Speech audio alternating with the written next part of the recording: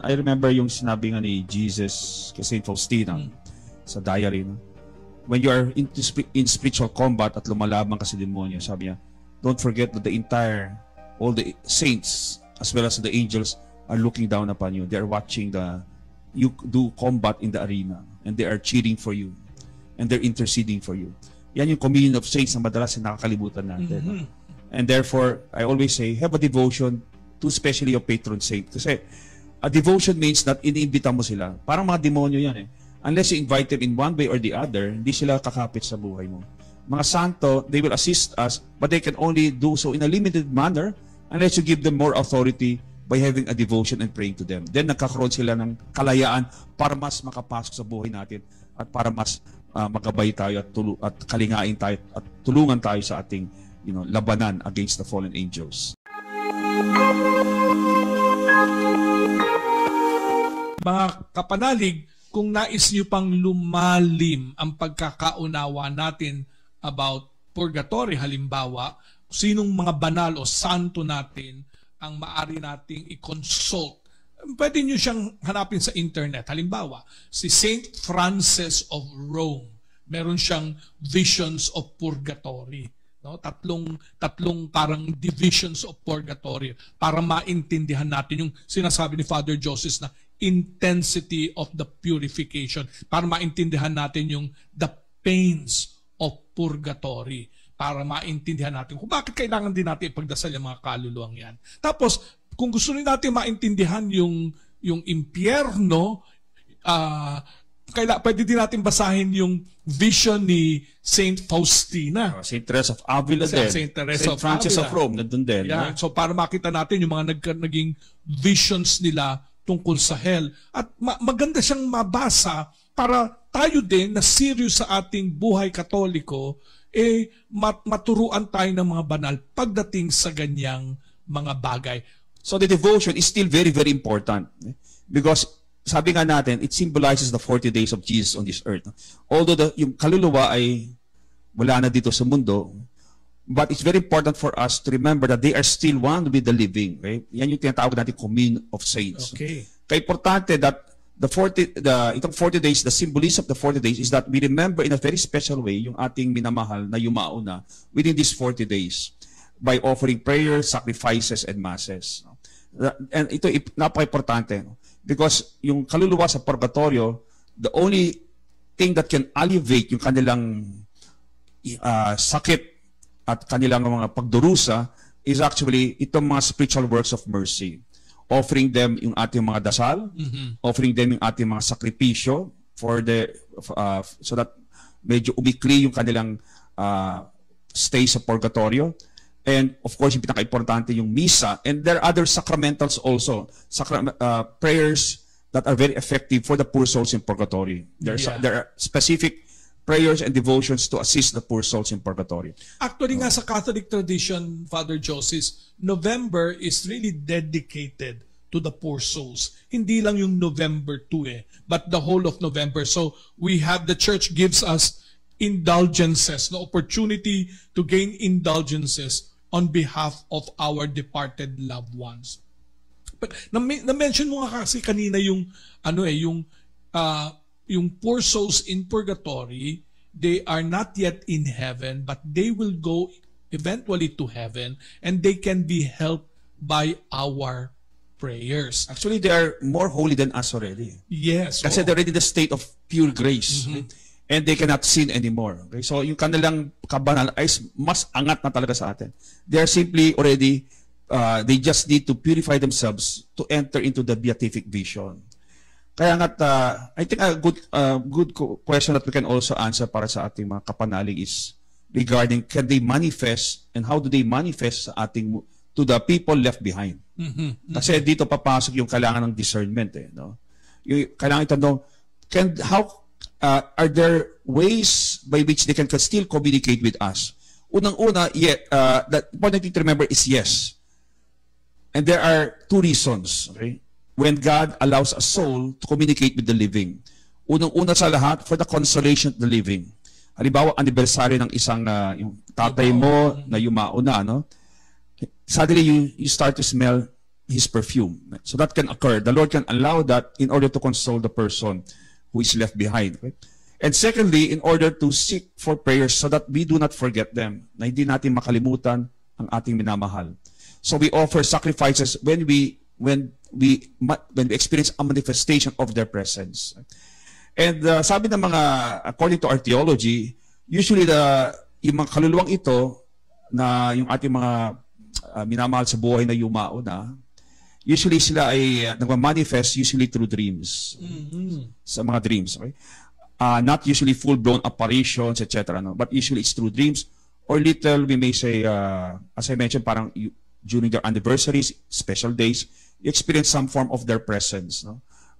And it can come in many ways. Kaya, and this is important to remember. And they only appear, unang-una, number one, sa mga santo, because kaya mga santo, napakaraming sila mga karanasan. Seeing the souls, they come to them para humingi ng sakripisyo at dasal. Halimbawa si Padre Pio. No? Pangalawa, they appear to their loved ones. Okay? Because of course, they are the ones who can best pray for them and offer sacrifices with love. And thirdly, those people who are in the religious life so that they can also, pwede rin silang mamagitan para sa mga kaluluwang ito. That's why it's important to remember they don't just appear, that the Lord doesn't simply allow them to appear to just anyone. Okay? Kaya kapag halimbawa sa isang bahay, may parang nagkakaroon ng mga raming kababalaghan na, okay? There are a lot of movements, paranormal activities, tapos takot na yung mga tao doon, that's not a soul. Okay? Because this is a soul not asking, this is a spirit not asking for prayers. Ito ay isang spirito na umaatake at nanggugulo. Okay? Ginagambala yung mga tao sa tahanan. So this is not a soul by the mere fact that the way it is manifesting. Pero gusto ko malaman, Father Joseph, siguro ating ding mga kapanalig, curious sila na ang mga kaluluwa ba ng mga yumao natin para magparamdam na sinasabi natin. Kasi you said na God allows them to console the living or to ask for prayers. Maari silang magparamdam in one way or the other. Can they be naughty? Naughty, sabihin para maging obvious ang kanilang pagpaparamdam, sila ay gagawa ng bagay na ikagugulat mo. Halimbawa, gusto ko sabihin to. Kasi meron kami isang brother na sinabi niya, nakalimutan niyang i-schedule yung misa para i-offer doon sa namatay naming pari. Nakalimutan niya yun. So, nung lumabas siya ng kwarto niya, according to his story, yung table ay gumalaw at hinarangan yung kwarto niya, yung kanyang pintuan. Mabigat yon. Hindi niya maigalaw. Tapos nag-apologize siya kasi naalala niya, ay, ngayon palang anniversary ng kamatayan ni Father. Sabi niya, pasensya na po kayo, ililista ko kaagad. So, yung sabi ko, naughtiness. Ito bang conclusion niya nung brother na yon na si Father so and so nga yung nagparamdam na yon ay valid? Well, it can be, but that's quite rare. Right? Yung mga ganang klaseng manifestations. But if you read yung book on purgatory, okay, yung kay Father Shopi, yung Jesuit, you will see how the souls can manifest in many varied ways. Right? But usually yung mga kaluluwa ay nagpaparamdam in very simple ways lamang. So that you are maudyok ka na maalala sila to pray for them. Okay? So, and usually they do it in very simple ways.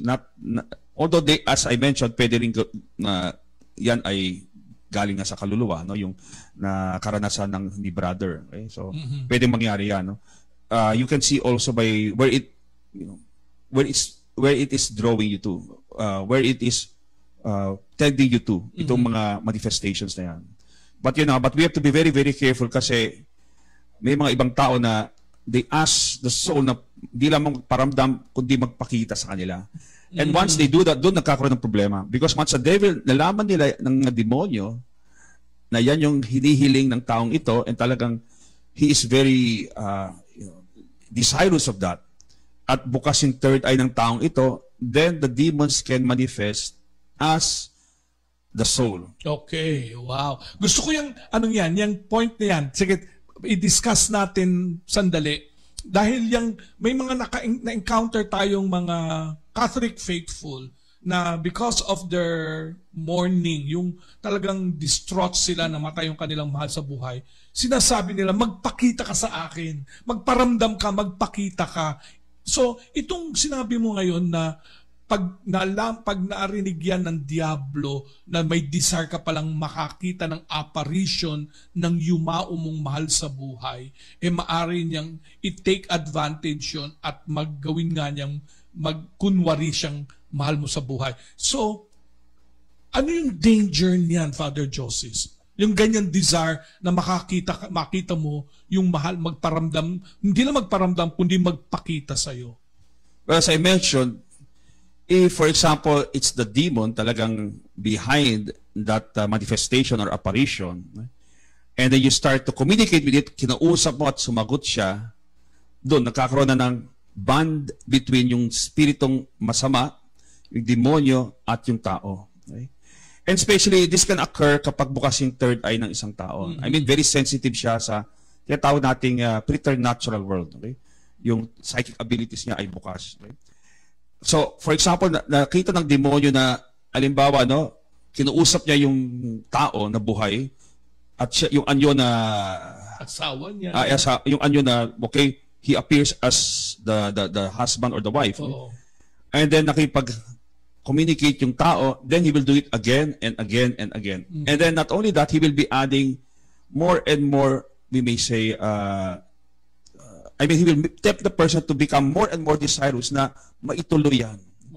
And the more the person communicates with this diabolical spirit, the more tumitindi yung kapit ng spirito na yan doon sa taong iyan. So ito yung spiritism. Ayan, so yung spiritism. Natin, conjuring with the dead. No? Because we can pray to our beloved dead, pero we should not conjure them and speak to them face to face. Yung one-on-one, na nakikita natin sila tapos kinakausap natin sila. Yan yung spiritism. At saka yun yung nagko-consult, no? Nagko-consult sila sa spirit ng kanilang yumao para sa ano yung gagawin nila. Or ano yung next move na, okay, so halimbawa may tanong pa, saan mo tinago yung mana mo, whatever, or anong magiging decision ko regarding sa bahay, ibebento ko na ba to? That's when it becomes spiritism. That is when it becomes sinful. Okay. Yan po ay isang bagay na kailangan nating tuunan ng pansin kasi baka mamaya may kakilala kayo o kayo mismo ay nakikipag-usap na pala sa isang kaluluwa. Akala ninyo kaluluwa ng mahal niyong yumao, pero yung pala hindi, isa siyang mapagkunwaring diablo. Paano natin malalaman na yung nagpaparamdam sa atin ay tunay nating mahal sa buhay at hindi isang mapagpanggap na spirito? Well, the first thing is that usually kapag ang isang kaluluwa ay nagpapakita sa kanilang minamahal, usually they are quiet. And as I mentioned, hindi full-blown apparition. Usually yung manifestation yan ay yung mga amoy ng kanilang perfume or cologne, or you suddenly, something that reminds you of them.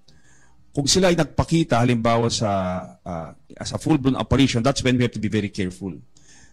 Because as I mentioned, once we start to communicate with it, and it starts to communicate with you, pag nagsalita na yan, then delikado na yan. Once it starts to speak, usually kasi the Lord doesn't allow them to speak. Because they are only seeking for prayers. It's rare that the Lord allows them to speak because basically, tandaan natin that kapag ang isang tao ay yumao na, it is always the perfect time. There's nothing more to say. Okay? That means that walang unfinished business. Hindi totoo yung unfinished business. Because with the Lord, pag tinawag na tayo ng Panginoon sa kabilang buhay, it's always the perfect time. There is nothing more to finish. Kaya nga, there is nothing more to say from that the person has nothing more to say about, kailangan mong gawin pa to, kailangan mong gawin yan, etc. etc. No? The Lord doesn't allow yung isang kaluluwa na bumalik mula sa purgatorio para lang magbigay ng isang makamundong tema na or makamundong mensahe, advice, okay? So that's something that we have to be careful, very careful of pag nagsalita na yung apparition na yan. Okay? And secondly, also important is that sabi nga natin kanina, no, kapag itong manifestations ay they cause fear, or they cause already some form of uneasiness sa tao. Parang you feel uncomfortable sa presensya ng nagpapakita na yan, no? Apparition. There's something na parang tumatay yung balahibo mo. Then that means that this could be a diabolical spirit na nagpapanggap sa taong yumauna. Because you have to understand that kapag ang isang tao ay namatay na, yung mga spirito na dati nakakapit sa kanya, okay, sa taong ito, ay they are let loose in the atmosphere at maghahanap na yan ng ibang kaluluwa kung saan sila kakapit. And usually, hanap sila sa mga kamag-anak ng yumauna. Okay? So, yung mga halimbawa, namatay yung isang mangkukulam, yung spirito na nakakapit sa kanya ay lilipat na sa anak niya. Kaya biglang, pag namatay na yung mangkukulam, lumalakas ang kapangyarihan ng anak niya. Because the spirits are passed to the next in line. So, ganun din yung mga masasamang espiritu. Halimbawa, namatay yung father ko, and the spirits now are looking for the soul also to attach to. Magpapakita yan halimbawa sa funeral home. Okay, during the wake, magpapakita yan. Anyo na gagamitin niya ay anyo ng tatay ko. Once I start to speak to it and it speaks to me, then kakapit na sa akin. No? Kakapit. Kaya later on, nakadikit na sa akin yung mga spiritong iyan. That's why kaya meron tayo, di ba, yung superstitious practice na pamahiin. Because of the experience ng mga Pilipino na talagang naghahanap yung mga spirito na dati nakakapit sa kaluluwang taong na yumao na, naghahanap sila ng bagong kakapitan na kaluluwa. So, hindi ito kaluluwa nung yumao, kundi it's the spirit na nakadikit doon sa yumao nung nabubuhay siya. Because wala na yung kaluluwa. Nandun na sa hukuman ng Panginoon. Okay? So, you're dealing with yung mga spirito na naiwan. And they are the ones who are looking for a next host kung saan sila kakapit. Sa yung pangalawang kaluluwa na kakapitan na. Susunod na kaluluwa kung saan sila kakapit. Mahalaga ito, Father Joseph, kasi kanina, yung nasa judgment seat na yung yumao, no? So, at sinabi nga natin kanina, very clear, na hindi tayo makakapasok sa kaharian ng Diyos on our own merits because God is all holy and pure. And therefore, yung judgment niya ay talagang proportionate sa kabanalan niya, di ba? Ngayon, alam din naman natin na ang Diyos ay mapagmahal at tunay na maawain, eternally merciful. Yun nga yung ating kind devotion to the divine mercy. So, paano natin nare-reconcile yung God's absolute justice sa God's infinite mercy? Well, kaya nga, God's infinite mercy is not, hindi niya binababa yung standard para makapasok sa langit. The standard to enter heaven is still the same as He gave to the apostles. Right? So, hindi nagbabago yan. Kaya isang tactic ng demonyo ay parang binababa niya yung standard, yung batayan ng Panginoon, yung sukatan ng Panginoon. So that it seems that it's very easy to enter heaven. And that's one tactic of the devil na parang halimbawa, no, mag-aaral ka sa isang university. Tapos may magsasabi sa'yo, hindi, mag-aaral ka dyan. Padali lang, hindi naman nagbabagsak yan. So hindi ka mag-aaral, babagsak ka. So you have to understand that the mercy of God is that hell is real. Para makapasok tayo sa langit ay mataas yung batayan ng Panginoon. But the hell is really something that is serious business. Talagang the suffering there is unimaginable. But the mercy of God is that habang buhay tayo, He will give us all that we need so that we not only escape hell, but we enter heaven as saints. Mataas yung naabot nating ating potential bilang santo sa langit. So, the mercy of God is, the infinite mercy of God is while we're still alive. Okay? Pag binasa mo yung divine mercy, yung diary ni St. Faustina, makikita nyo yan. But at the moment of death, then justice takes over kasi parang isinantabi mo yung mercy ng Panginoon. So, you said, I don't like to use I will not go to the sacrament of reconciliation, di ako magpapakumpisal, I don't care about the devotion to the divine mercy, etc. I will not use indulgences, etc. I will not do this and do that. Because the Lord naman is merciful. So, hindi ko ginamit yung mga binigay sa akin, yung helps. So, once I die, then, mangyayari is that, dahil in a sense, put aside all of these helps, then I experience now the infinite justice of God. Right? Kaya nga the infinite mercy of God is that He will give us lahat ng kailangan natin to escape that infinite justice. Pag hindi natin nagamit yan, then bagsak ka sa impyerno. Ito yung sinabi nga, di ba, yung the vision, the first secret of Fatima was the vision of hell. At the three children were terrified, absolutely terrified of seeing so many souls going to hell, di ba? And katulad ng sigaw ng mga batang yan, what will happen to sinners? And ang sagot ng mahal na Birhen are you willing to suffer to save many? Diba? And because of that, in-offer ng tatlong bata sarili nila in order to save souls to go to hell. Para hindi sila mapupunta doon. So, ito yung sinasabi mo nga na binibigyan tayo dito sa mundo ng pagkakataon, not only for ourselves, but also to help others so that they will not go to hell. Tama yung tama yung view mo na many people do not want to talk about the reality of hell, of eternal damnation, thinking that God will always be merciful to the very end, but forgetting that the God we serve is a holy God. And they have a wrong concept of mercy. No? Mm-hmm. Yung nangyayari is that they start to presume. They start to, we may say, define mercy according to their own standards. At yan yung mahirap Because parang ikaw gumagawa ng standard para makapasok sa langit. You cannot enter heaven unless you pass the standards of God. Kaya kapag, halimbawa, sinabi ng mundo, hindi kasalanan yan. Okay? Mm-hmm. Hindi kasalanan maghiwala yung mag-asawa. Okay? And then you start to adopt that standard. Pag namatay ka, sinong hahatol sa'yo? Hindi naman yung gobyerno, hindi naman yung mga ibang tao, kundi ang Diyos. So if you don't pass the standards of the Lord, then you will not be able to enter heaven. It's as simple as that. Kaya magaling yung demonyo ngayon is that ginagawa niya yung mga mali, mortal sins, into venial sins, or even that they are not sins. No?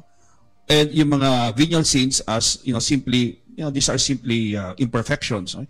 Kaya ginagawa niya lahat na what is good becomes evil and what is evil becomes good so that people are not able anymore to know that God has standards to enter heaven. Because kapag sabi nga natin kanina, if you want to love and unite with an infinitely loving and pure God, this has to be your disposition.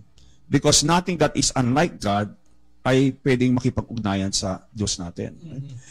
Kaya nga important na palagi nating maalala that the standards that the Lord has given us in the first centuries of the church, hanggang ngayon ay it's still effective now. What was a sin then is still a sin now. Ano yung tama noon ay tama rin ngayon. Ano yung katotohanan noon ay katotohanan pa rin ngayon. Ano yung mali dati ay mali pa rin ngayon. Actually, yung prayer natin sa devotional prayer natin per mystery, di ba? Yung sasabi natin, "Oh my Jesus, forgive us our sins, save us from the fires of hell." It really brings into our consciousness that we're asking the Lord to save us from the fires of hell. And then we also continue and say, and lead all souls into heaven, especially those most in need of your mercy. So you're not only talking here about those who have died, but also those who are living, that they too may experience God's mercy on. Kasi goodness is more diffusive. So mas marami siya. Pero pagdating sa choice for goodness, pwede ba nating maisip na kasi some of the saints, like sabi mo kanina, St. Augustine, St. Thomas Aquinas, and even the children of Fatima, so na ang daming laman ng impyerno. Even St. Faustina. St. Faustina, kasi nga sinabi niya, 7 visions of hell. Kaya nga, and Jesus told her that this will be the last devotion of my mercy before the second coming. That means this is the final, very important devotion in order to save yung mga kaluluwa from falling into hell. At pinakita sa kanya talaga what is in hell. And talagang nakita niya yung mga, just like the other saints, that there are real souls in hell. And that different type of suffering. And how we pray na sana walangan laman. That we pray that hell is empty. But the saints have already seen that. So ang tanong natin ay, marami ba ang mga kaluluwa na who perishes in hell? I always give this example, no? Look at the angels, okay? They were created, nilikha sila, talagang pure spirits. They are more powerful than us. They are more pure than us kasi purong spirito sila, na wala silang katawan. They did not have concupiscence. Wala silang original sin. Wala silang fallen human nature. They also, pangatlo, they also are spirits that already have seen God. In a sense, na, I mean not the beatification, but they know that God exists. And they have no spirit of the world to tempt them. Walang spirito ng mundo. Okay? At wala pang mga demonyo para tuksoin sila. Okay? But 1/3 of them are in hell. Yeah. And yung 1/3 na yun, wala tayong number. Diba? Napakarami niya. Oo, okay? wala tayong number. Okay. So imagine nyo, kapag ang tao, we are born in original sin, we are tempted by the demons. The demons are all around us, nasa paligid natin, at araw at gabi tinutokso tayo. We have also the spirit of the world, yung ating mga makamundong mga values. Consumerism, materialism, hedonism, etc., etc., no? That make us forget our souls and God. So imagine, anong porsyento compared to the angels ang di maliligtas? So that's something we have to think about. Baffling yun eh. Parang ayaw mo siyang isipin. No? Ayaw mo siyang isipin. Pero let us put it at that, na marami, sabi nga ng Panginoon no? Aspire to walk through the narrow gate. Dahil many will, very few find it, and few choose to walk pa in it. So dalawa yun eh. Very few, sabi ng mga saints, no? Very few actually discover the door, and it's in the gospel. And even though when it is discovered, very few choose to walk through it. They would always, mas pinipili nila yung the wide gate. Yung mas maganda. Kasi parang tingin nila, an easy life is a blessed life. Diba? Yeah. Yun ang that's yung mali, no? Because a blessed life is a life that is spiritually fruitful. Hindi yung you have everything. Because you can have everything and still yung kaluluwa mo ay patay. Yeah. Kaya naalala ko na may isang exorcism. Sabi ng isang exorcist, no? Sa demonyo, bakit yung mga taong makasalanan parang wala silang problema? Parang they have all the pleasures of the world. At sabi ng demonyo sa kanya, I'm not attacking them or torturing them now because I have eternity to torture them. Okay? Kaya ginagawa ng demonyo is mas binibigay sa kanila yung kahilingan ng kanilang o ninanais ng kanilang mga laman. Their worldly desires, their pleasures ay mas binibigay niya basta makalimutan nila ang kanilang kaluluwa, ang Diyos. Okay? So that's why parang wala silang mga problema. Kaya sabi ni Mother Teresa of Calcutta, no? If you have no sufferings, temptations, you are already under the power of the devil. Pag feeling mo hindi ka nagkakasala, you're already under the power of the devil. Pag hindi ka tinutukso, ibig sabihin, your standard is already that of the evil one. That of the evil one. Yung value system mo ay hindi na maka-Diyos. Having said that, Father Joseph, so how do we escape hell and the clutches of the devil? Yung una-una sa lahat is always to be in the state of grace, but also knowing yung knowledge na yung kalaman natin tungkol sa ating pananampalataya. Because many times, kasi yung spiritual world, may mga laws yan. Katulad ng physical world natin. Pag hindi mo alam yung mga iba't ibang mga laws ng ating physical world, pwede kang maaksidente.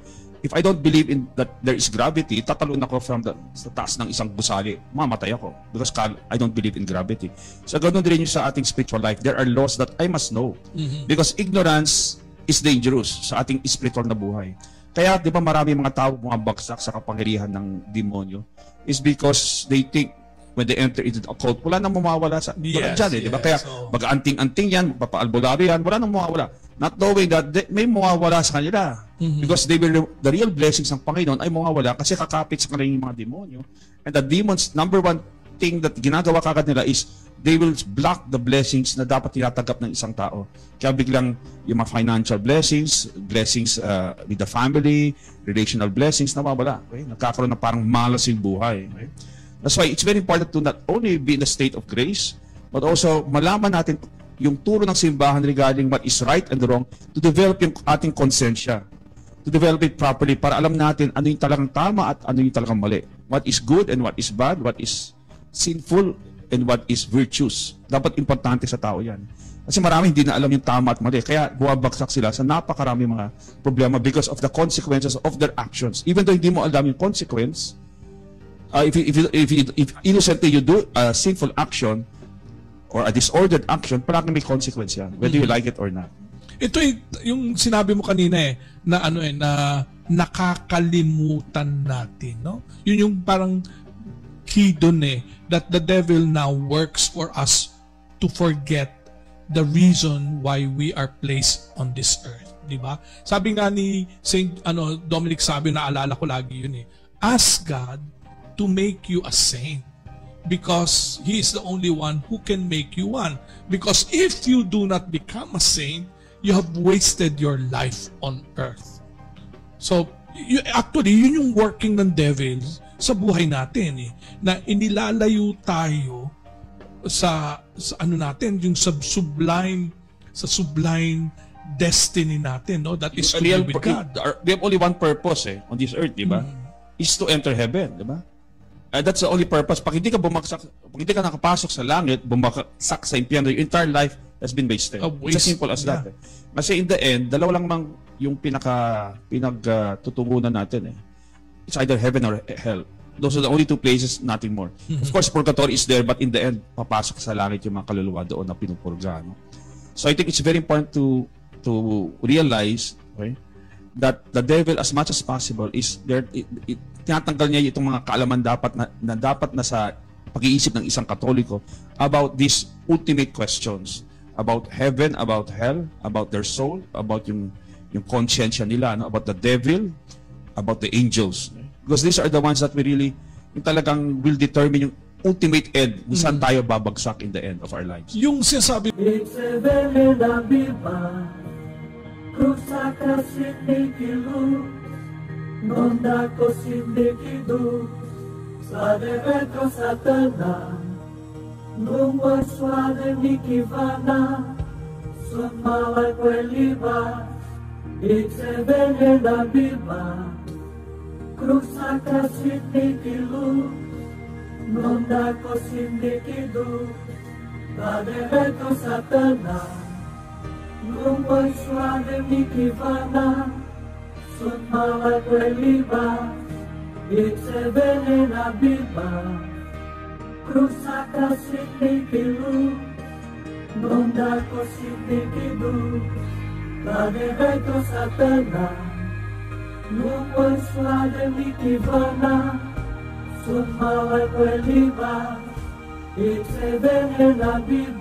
Cruzaka sindikilu, nonda ko sindikidu, badereto satana, lumboy suave mikivana, sunmala kweliba, itsebene na biba. Cruzaka sindikilu,